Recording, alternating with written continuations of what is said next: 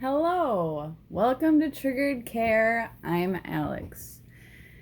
And first, before I get into the content of the video, I want to say thank you to everybody who watches my videos and has subscribed to me. I've gotten over 100 subscribers, which is really awesome and endorphin inducing for me. I can't believe I have over 100 subscribers.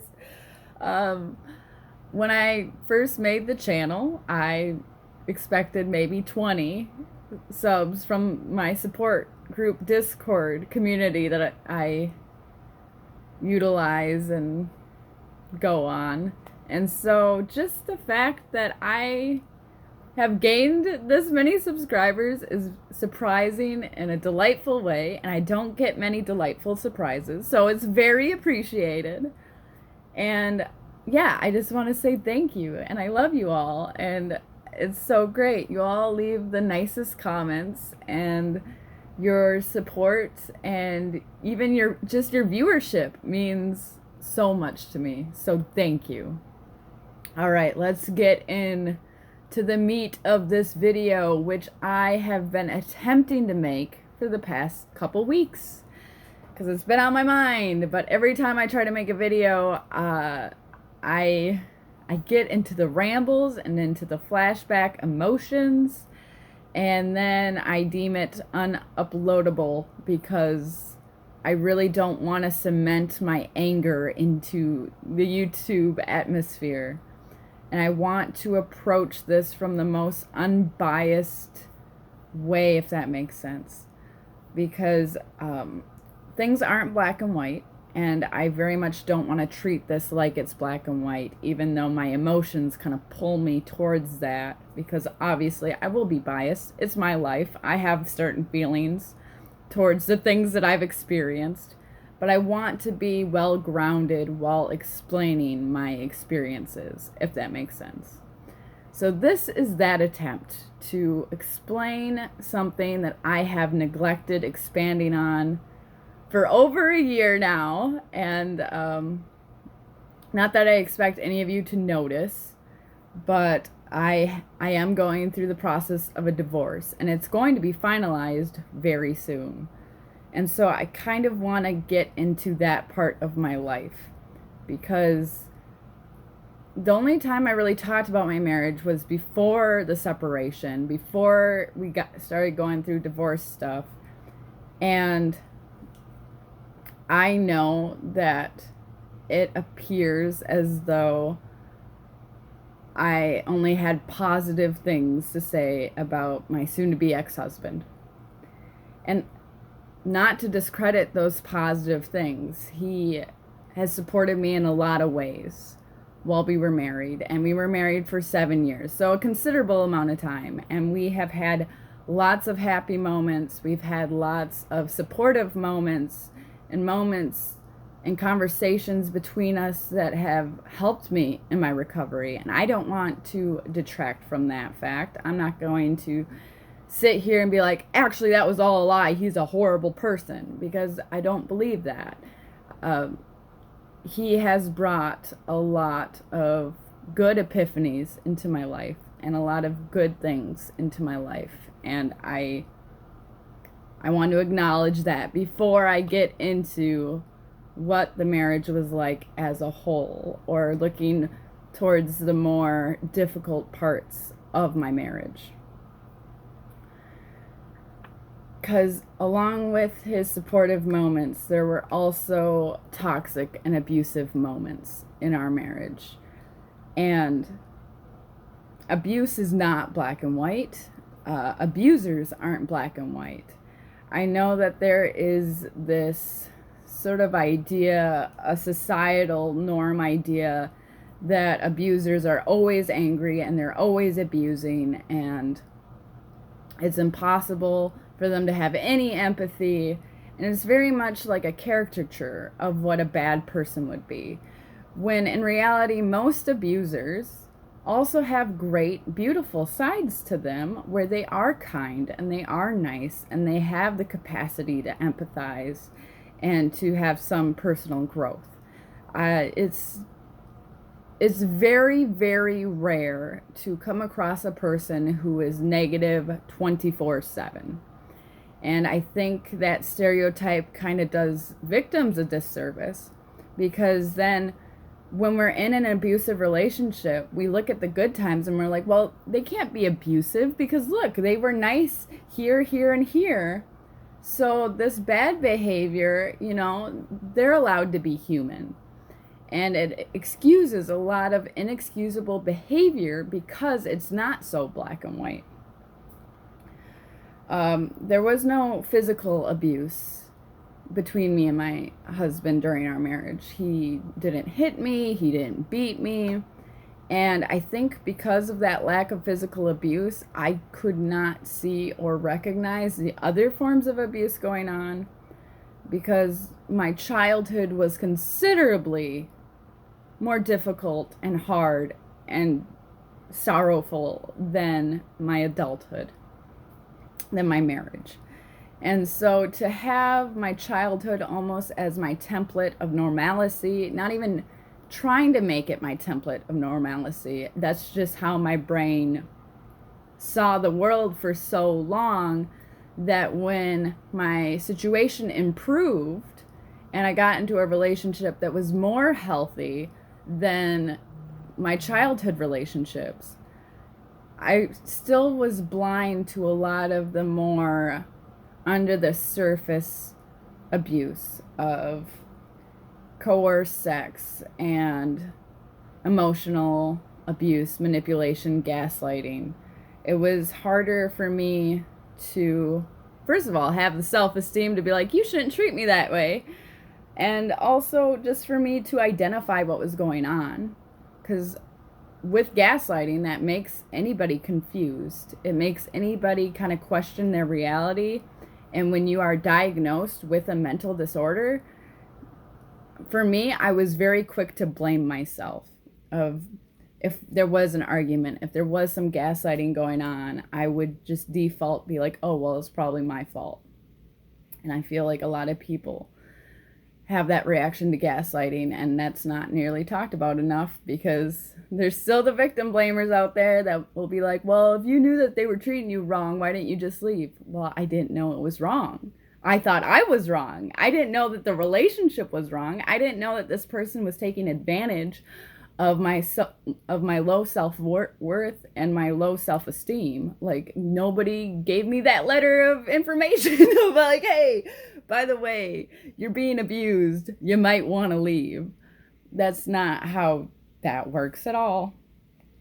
And I didn't really catch on to the impact of the emotional abuse and sexual abuse that was going on until I attended a 12-week program of a women's trauma therapy group.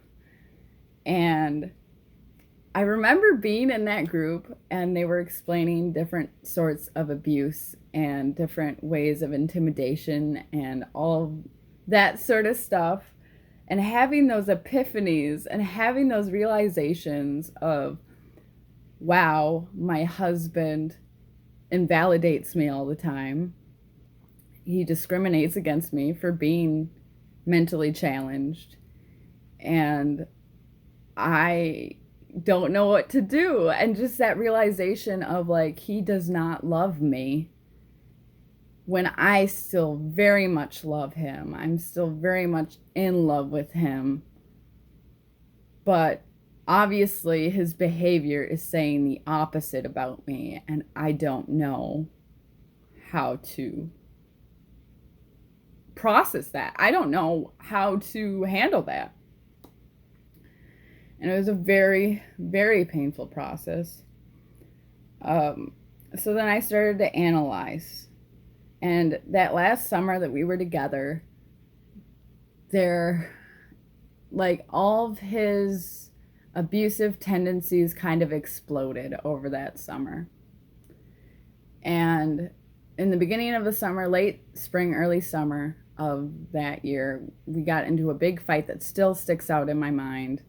I was confronting him because I was concerned that he was a misogynist because I had noticed a pattern of him not listening to me, not respecting me, kind of discrediting anything that I would say.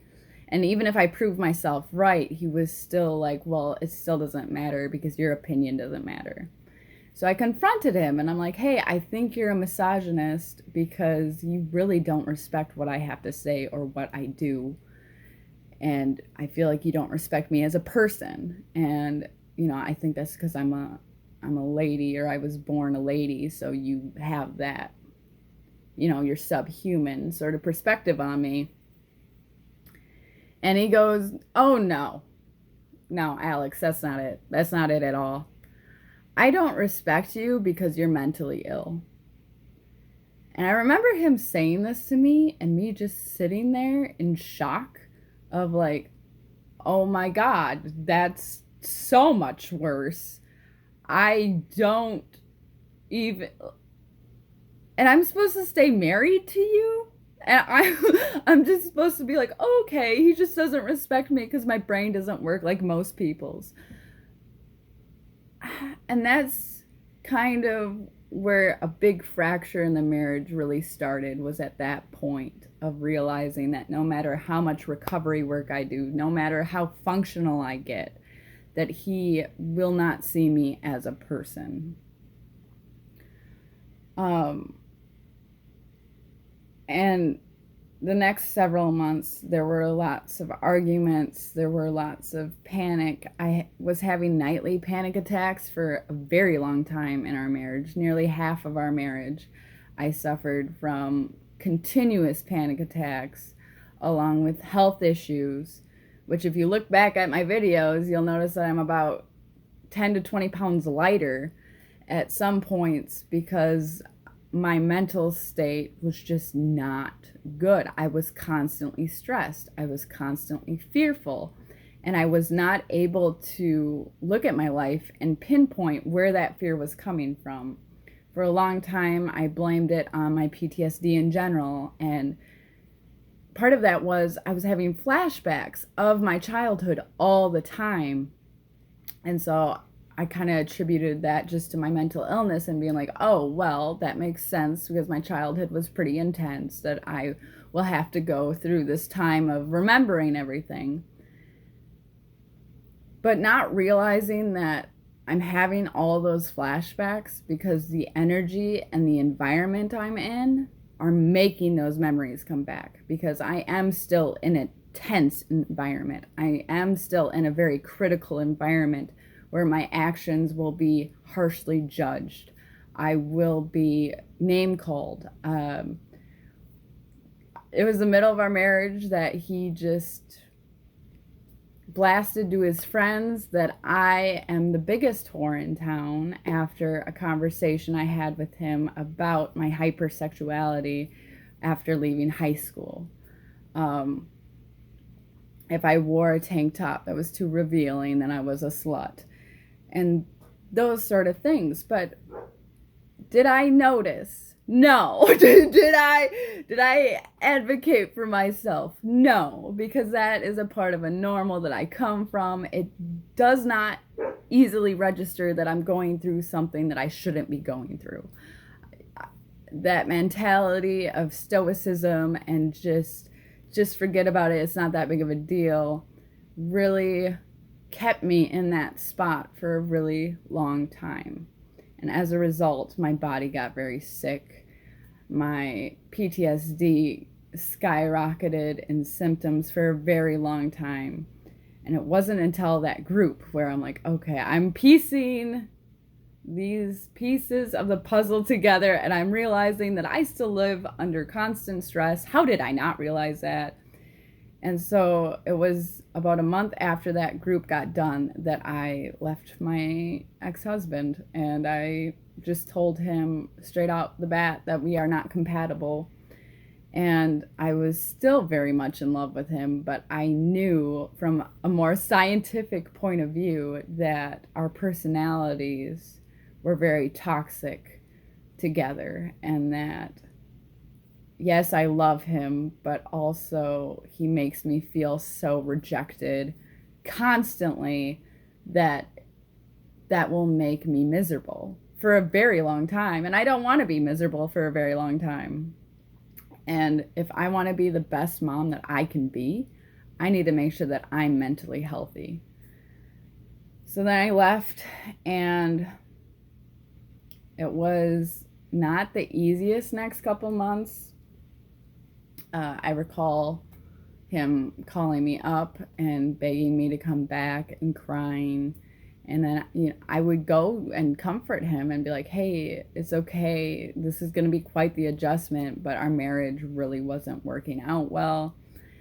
And then he would flip-flop, and the next time I'd see him, he'd be like, well, I'm glad you left me, because if I was still married to you, I'd want to kill myself. And I'd be like, okay, I'm glad you don't want to kill yourself. That's what I can say with all honesty, is I'm glad that you're in a better place, if this has enabled you to be in a better place. And I continually protected his behavior towards me, and I didn't really openly talk about it for a while after we separated. And it wasn't until he assaulted me in January of last year that betrayal and that hurt made me realize, like, what am I doing not talking about what he's put me through? I love him still. Like, to this day, I will always have a chunk of my heart that loves him, because I still see him as a person with hurt and struggle, and I can empathize with that. But at the same time, I can't just continually protect someone who hurts people because they don't take care of their mental well-being. And being stuck in that spot is really painful. And so after the assault, I started being more open about it with my friends and trying to talk it through. And then some really scary stuff happened, and I was terrified of him for a long time. I still am scared of him. But I'm also realizing that me keeping quiet is just doing him a service, and it's doing me a disservice. It's doing everybody a disservice if we protect our abusers because we don't want them mad. Because with all the emotional distress I've gone through with being in love with him and just repressing or suppressing all of his abusive behavior towards me and letting that manifest into physical illnesses and literally taking years off of my life just due to stress and constant panic. I deserve the space to talk about my experiences. And I'm sure, first of all, if he watches this, he will be upset, which I am sorry about that. But also, he will deny everything, which I'm also sorry about that too. Like, I don't know what to tell you other than I have to let my pain out, not only for me, but for other people in this position of they're with an abusive spouse, but they kind of put that off because there's also good parts to them, and not knowing that, hey, abuse is really gray. It's not black and white.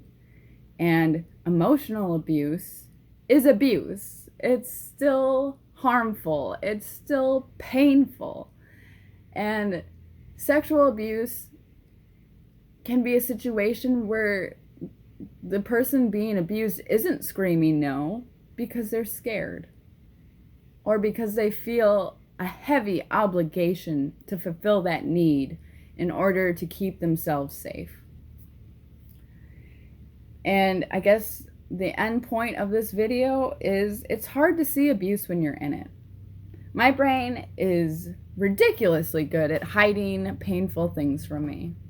And this is a lesson that I've had to learn over and over and over again, that my brain has its ways of keeping that those painful memories locked up. And the way that I got out of that personally was through video diaries of recording myself in those painful spots, watching them later and be like, oh my God, there's some bad things happening here. And then going to women's trauma therapy and really putting into context the experiences that I was going through. And just be patient with yourself and this learning curve of what abuse is and what abuse isn't, and finding healthy relationships, because that in itself is going to be a journey. You are going to find your way. I know that I'm attempting to find my way, and it's like every new relationship I have, I learn something else. And it seems like I know a lot of abusers, but I'm just crawling out of the social circles that I grew up with.